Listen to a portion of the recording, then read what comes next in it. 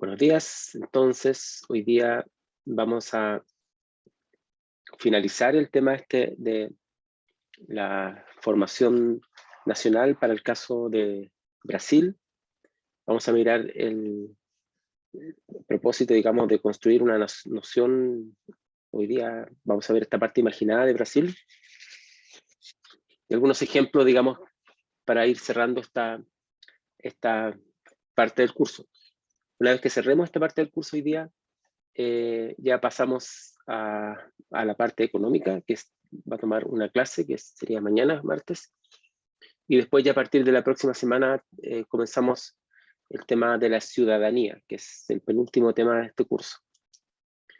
La forma de entender una nación imaginada en Brasil es bastante compleja, como en otras partes de América Latina, puesto que no existía en el horizonte mental, digamos, a inicio del siglo XIX, una idea de lo que podríamos decir hoy día que es Brasil. Más bien había un elemento negativo, que lo que era lo nativo era lo que se oponía a lo portugués, que es un poco similar a lo que existía en el caso de América Hispánica. Al mismo tiempo, en términos de estructura social, había pocos elementos de identidad nacional. La mayor parte de la población vivía en los márgenes de la política, tanto porque eran esclavos o porque no tenían derecho a voto. Había una población rural y analfabeta, entonces, ¿no es cierto? Y además un territorio tan extenso con un gran aislamiento. Hay que se diga, ¿no es cierto?, que la nación brasileña, para este momento por lo menos a inicio del siglo XIX, era principalmente una ficción, no existía, digamos. Entonces acá se planteó el mismo problema o similar problema a otras partes del mundo, particularmente también América Hispánica, de cómo formar una comunidad política, pero en este caso no solamente por las diferencias en relación a los componentes que podrían ayudar a formar una comunidad política, como el caso hispanoamericano, sino también por la presencia de fuertes localismos, que ya hemos visto que el caso de Brasil va a ser muy fuerte con el poder que van a tener las capitanías, ¿no? Y en este sentido, a diferencia de lo que pudo ocurrir en Hispanoamérica, la monarquía fue un elemento de unidad entre la élite de lo que actualmente conocemos como Brasil, particularmente el reinado de Pedro I, ¿no es cierto?, que gobernó desde 1822. Vimos, ¿no es cierto?, el cambio que ocurrió al trasladarse la monarquía completa, ¿no es cierto?, desde Portugal a América, ¿no es cierto?, y un imperio luso brasileño que duró hasta 1889. Ese fue el momento en el cual, según la literatura, se configura un símbolo de unidad que va a ser de alguna forma una base para la construcción de una unidad y una identidad nacional. Lo que está en la base de esta formación de identidad es el culto a la monarquía, y eso también tenía una expresión en el mundo popular, es decir, no estaba solamente anclado en las élites. Y en ese sentido, los sectores rurales se podían vincular con esta noción de identidad, de este culto a la monarquía, porque se daba, ¿no es cierto?, en ambos espacios. Ahora, este sentido de unidad no significaba una brasilidad, no hay una idea de Brasil, sino más bien una fidelidad a la tradición monárquico-católica, ¿no es cierto?, simbolizado en este emperador Pedro I. De modo que para tener una identidad patriótica, lo que hubo que trabajar, ¿no es cierto?, era la conversión de la figura del monarca, pero ya no solamente como un emperador, sino que como el jefe de la nación en Brasil. Eso no se hizo, simplemente digamos, no se advierte, digamos. Hay simplemente una estatua de Pedro I en Río de Janeiro. Tampoco hubo himnos o banderas, digamos, para ir construyendo este sentido de jefe de nación, como uno podría pensar que pudo haber sido un paso para constituir o construir esta noción de identidad brasileña. Tampoco la educación pública fue un instrumento de construcción de identidad, a diferencia de lo que ocurrió en Hispanoamérica, como hemos visto para el caso de México o de Argentina en este curso, tanto por las clases como por la bibliografía, ¿no?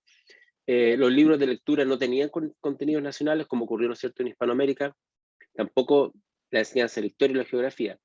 Una de las iniciativas más importantes y relevantes para la idea de Brasil va a ser la creación del Instituto Histórico y Geográfico de brasileño en 1838, que al igual que otros espacios en esa misma época en América, ¿no es cierto?, reúnen documentos históricos para darle una suerte de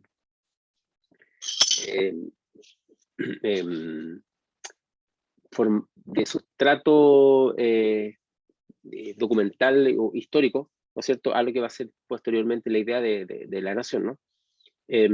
Y también al mismo tiempo se enseña la historia patria. Se promovieron debates, estudios, expediciones científicas, concursos históricos, al igual que lo ocurrió, ¿no es cierto?, en el caso de la Universidad de Chile posteriormente, y también se publicó una revista.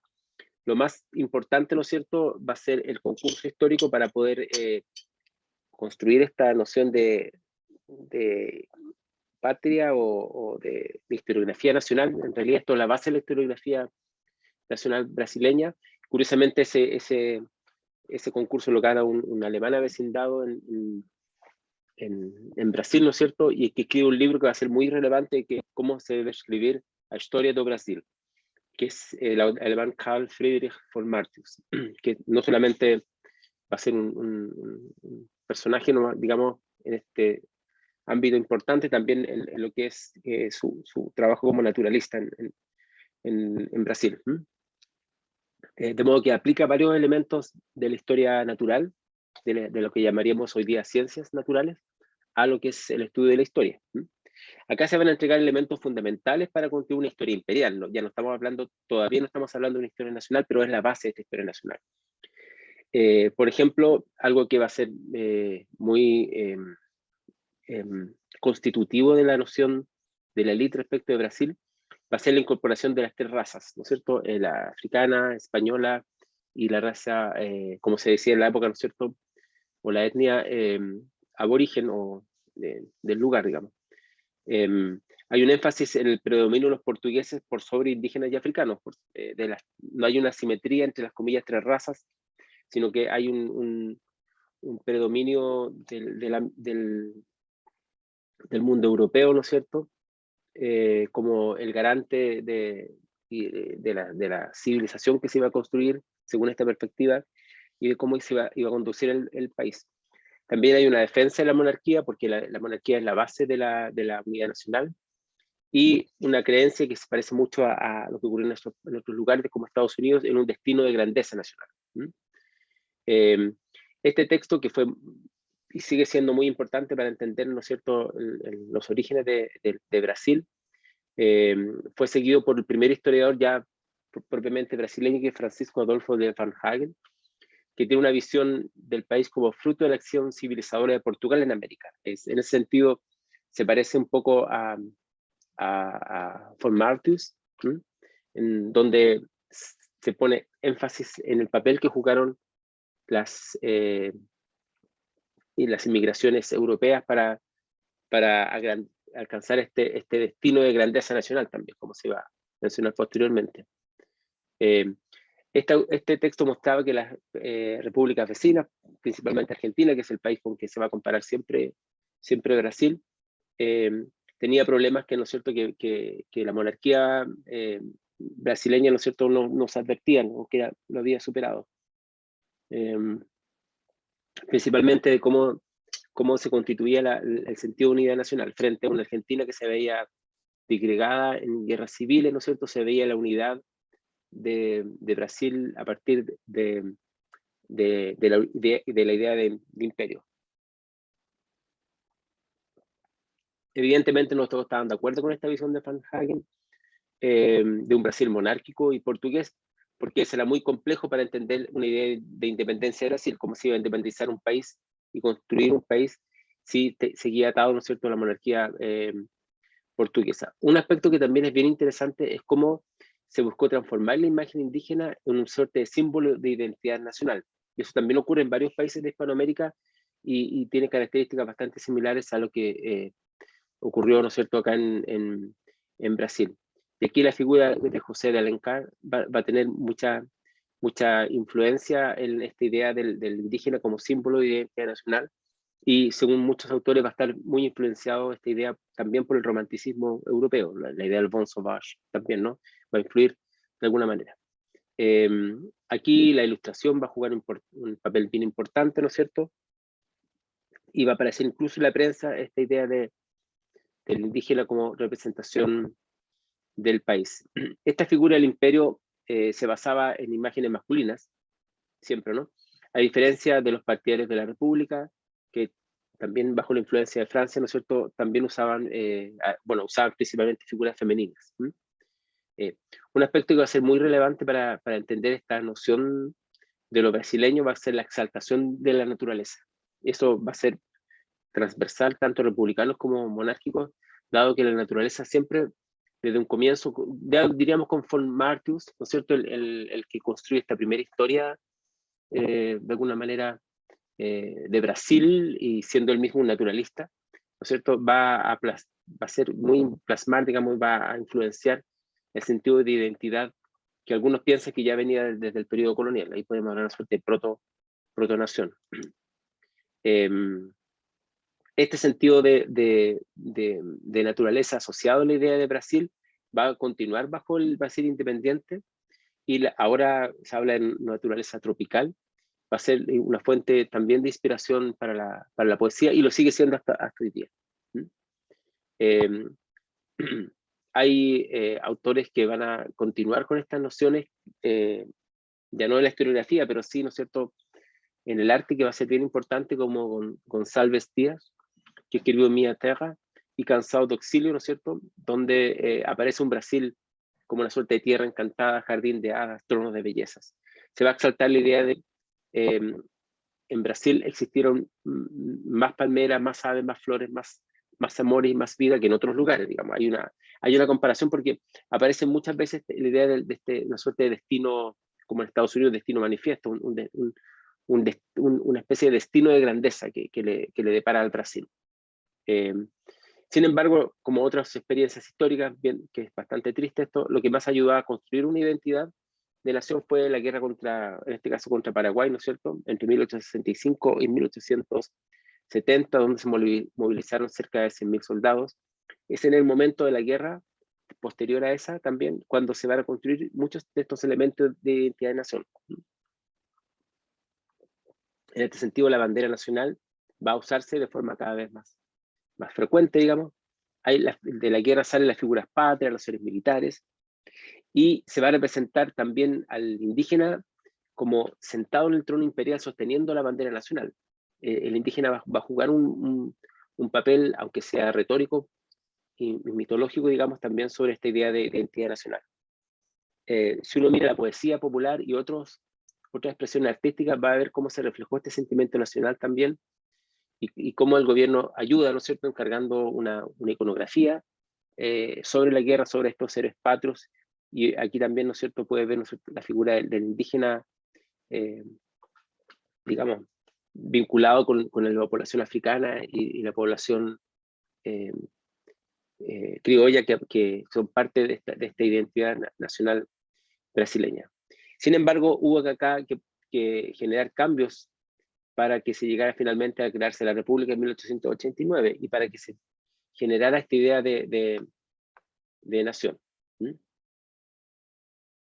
Vamos a buscar otra presentación para ir viendo cómo se generaron estas nociones, digamos. Vamos a poner acá. Entonces, para terminar, me gustaría mostrar cómo se generaron estos cambios para que se pudiera constituir una idea de la nación brasileña. Y con eso terminaría y cerraríamos esta parte del curso, digamos, que tiene que ver con las naciones. Aquí hay varios hitos que van a ser relevantes para para la formación de la República en 1889, ¿no es cierto? Evidentemente la abolición de la esclavitud un año antes va a ser un factor determinante, ¿no es cierto?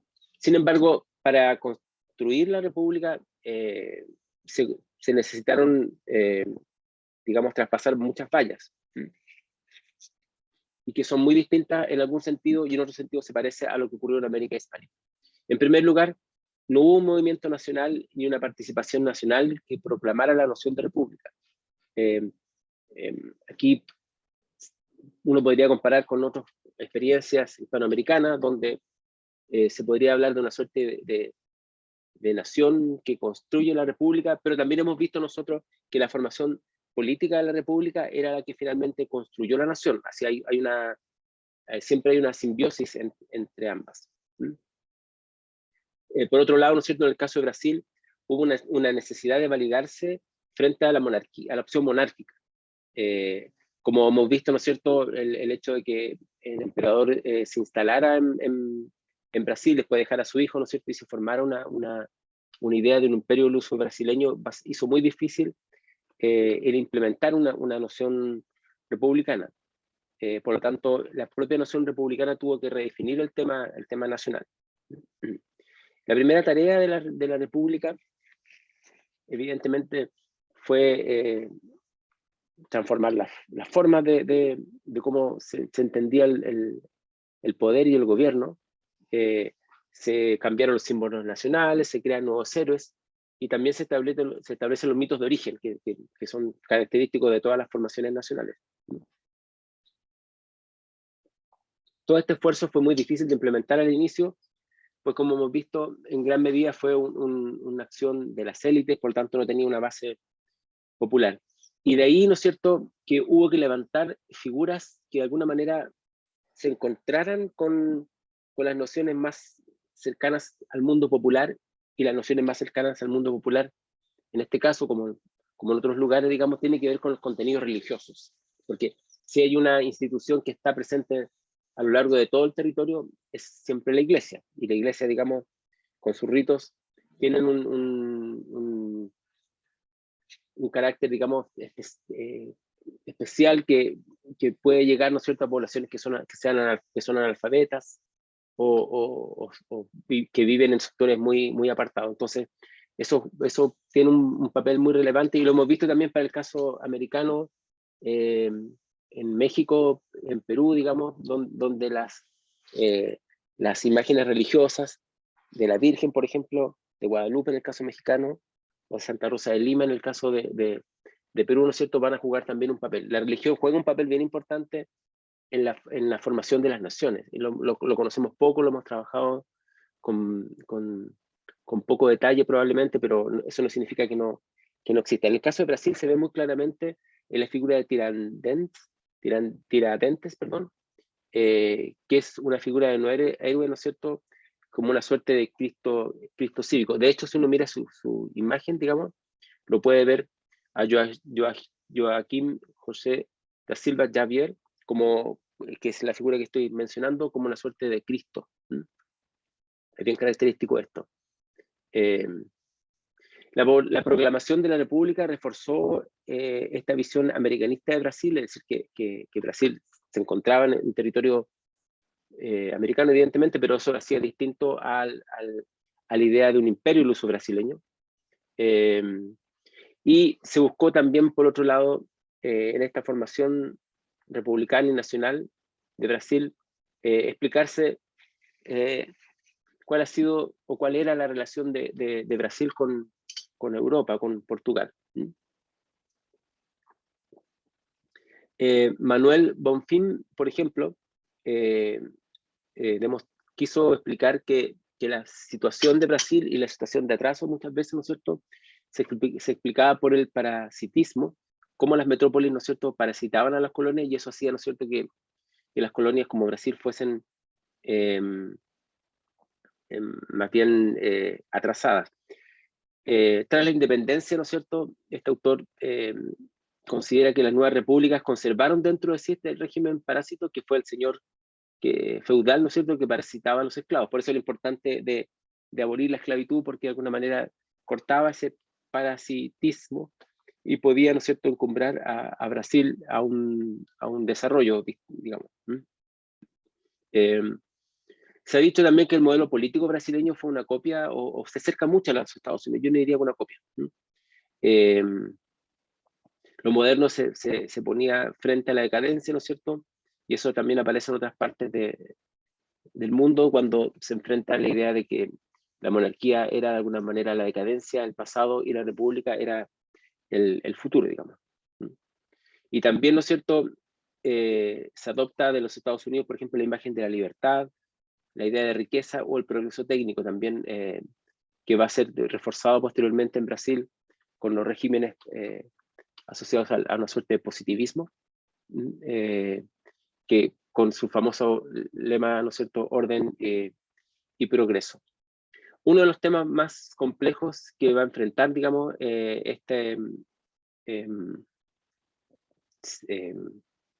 movimiento que se va a construir en Brasil para construir una identidad y una república, va a ser el tema de lo étnico, digamos que un tema complejo, como lo sabemos, ¿no es cierto?